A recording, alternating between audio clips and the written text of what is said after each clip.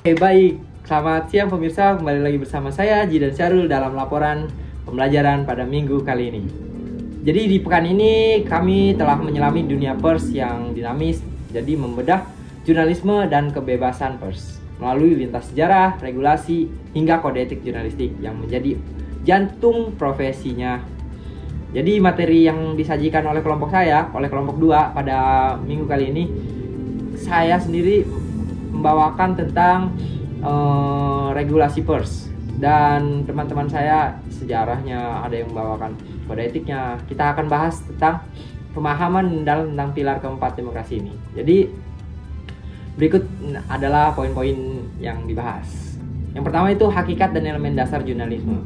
Nah, biasa kita sudah mempelajarinya.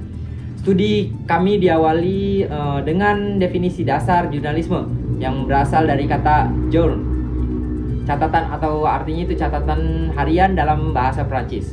Jurnalisme itu didefinisikan sebagai kegiatan mencatat, menulis, menyunting, dan menyebarkan informasi dengan tujuan menyajikan berita yang akurat, relevan, dan juga kontekstual.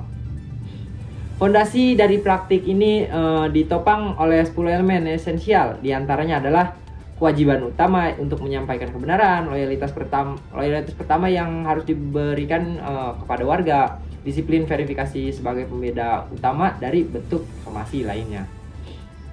Jadi prinsip independensi dari pihak yang diliput, peran sebagai pemantau independen terhadap kekuasaan.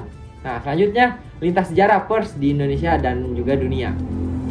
Saya sudah merangkumnya. Jadi kami menelusuri jejak jurnalisme dari zaman Romawi kuno dengan Akta Diurna. Nah, sudah dibahas itu juga, milik Julius Caesar, yang membuatnya dijuluki Bapak Pers Dunia.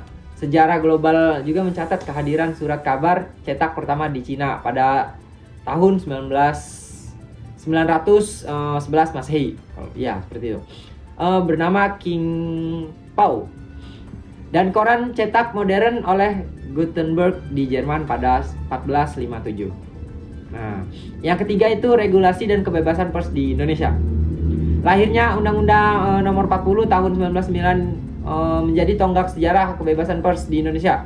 Regulasi ini secara fundamental mengubah landscape media dengan melarang sensor dan pemberedelan oleh negara. Apa yang terjadi sebelum-sebelumnya, seperti contohnya itu yang dialami oleh majalah Tempo pada 1994. Saat itu masih Orde Baru ya.